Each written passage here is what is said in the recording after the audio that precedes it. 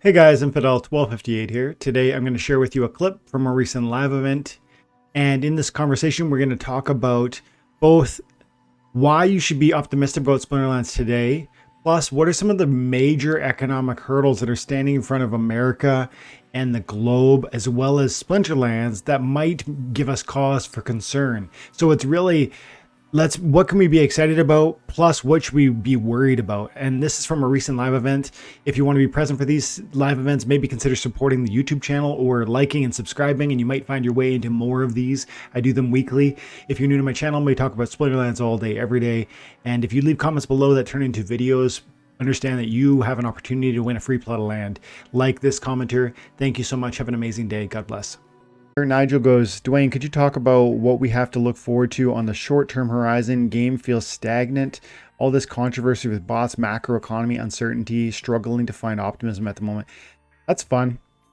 Yeah, that's a good little comment there, Nigel. I appreciate you.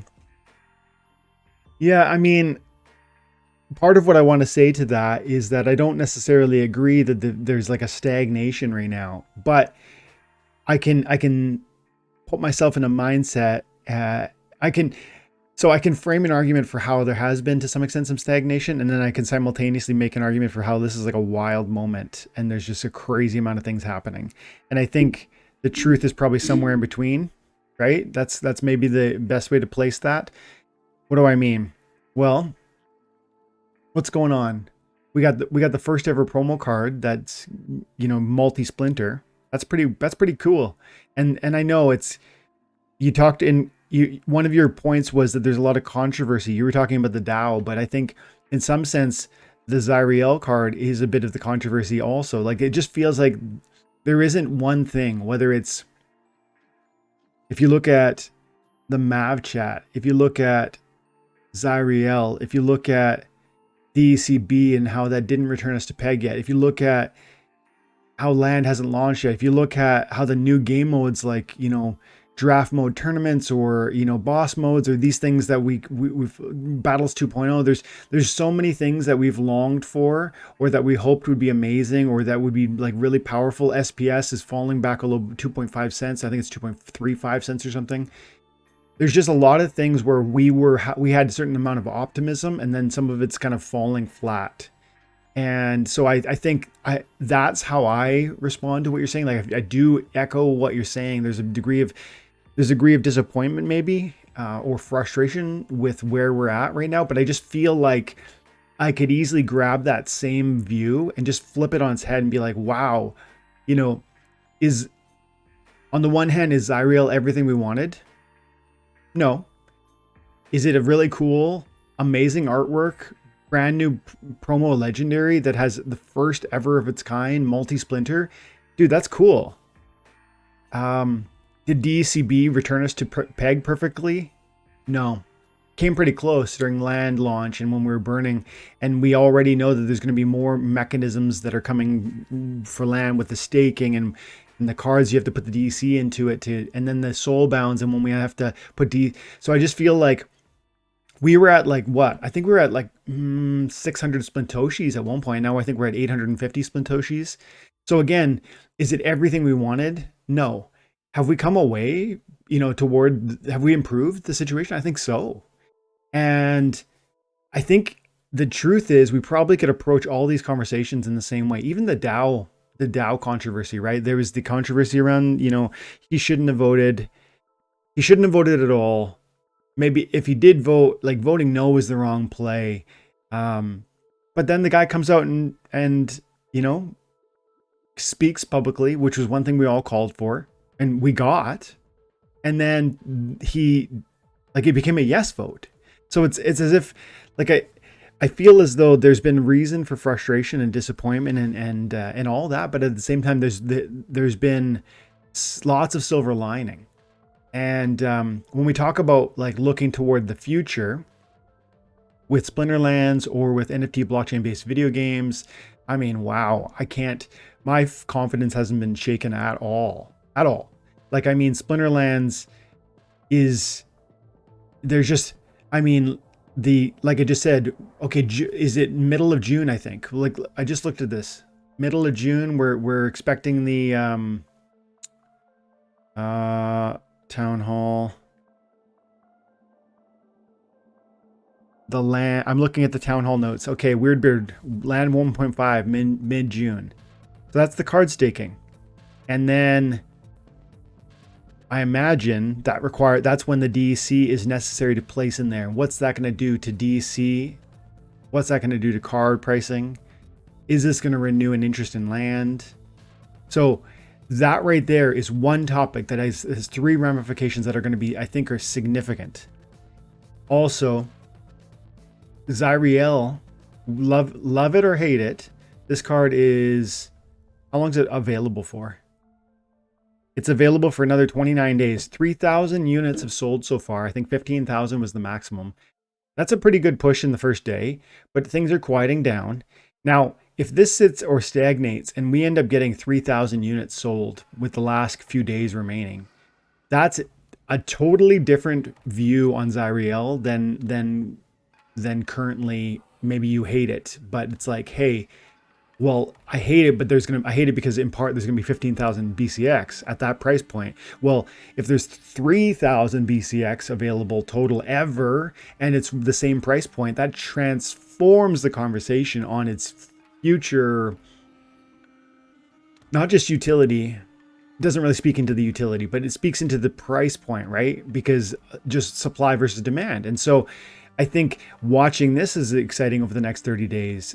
It's May 3rd, so middle of June, which that land conversation I just mentioned is 6 weeks away.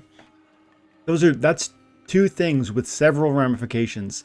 I talked about card pricing, I talked about DEC possibilities, and I talked about just this promo card and what it could do. And over the next 6 weeks, I think that's a lot of amazing things to be watching and looking for.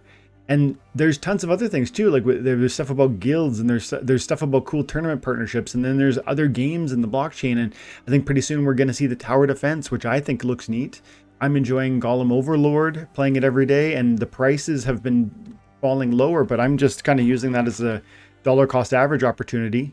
And then GLG, I don't know. I'm not really into GLG, but some people are.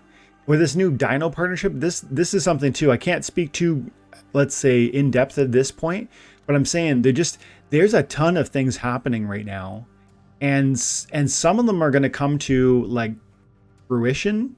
They're going to come to be realized in the next 4 to 6 weeks. And then is that going to be some sort of finish line? Because here's the next question. Does that mean in 6 weeks, when that LAN 1.5 is, let's say it launches on June 15th, is that a finish line of sorts that we're going to cross and we're going to say, oh, we made it? No, it's going to be another step in the journey, and I think it will have ramifications for things like DEC and card values and the rental market, etc. But it's going to feel at that moment like, okay, but what do you got next? What's next? What have you done for me lately? So always try and like stop and look at what could have gone wrong, because recently there were some things that could have gone wrong and maybe in some sense did go wrong. And I talked about the SPS DAO proposal and the vote and all that stuff, the controversy there, but then there was accountability, and that person came forward and silver lining, and they spoke publicly, and they even said they would be willing to come back more regularly. And right, so look at what's gone wrong or could have gone wrong, find the silver lining on that, and then also look at what's coming in the next 4 to 6 weeks. And definitely there's a ton. So I'm actually bullish, short term, medium, and long.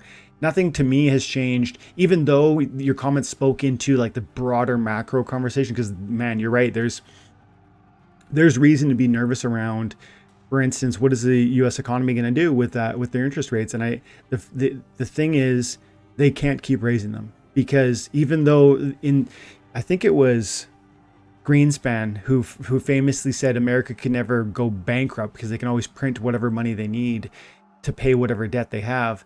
That's technically true, but in operation or the outworking would prove false. Meaning, yeah, they can print as many US dollars as they want and zeros and ones in a bank account and pay debts owed to China or Russia or whoever, international debts that end up being owed to. And when we sell our bonds to those nations, to other nations, or America or Canada does this, we owe them a certain amount of debt. That's money that we owe them. There's interest on those things. So we do have to print money to pay those things. But here's the thing. Here's the realization of that. We can't keep doing it forever, because there becomes a doubt and a disbelief in the borrower that those payments are worth the number printed on the paper. And so there is something that's going to be unfolding, in my opinion, over the next 6 months that's going to be really dramatic, and it's going to have implications without not just the equities markets, but it'll have implications for, bond market and for solvency of, even possibly governments, to be honest. But it probably ends up looking like significant unemployment, and there are massive things that are possibly facing us.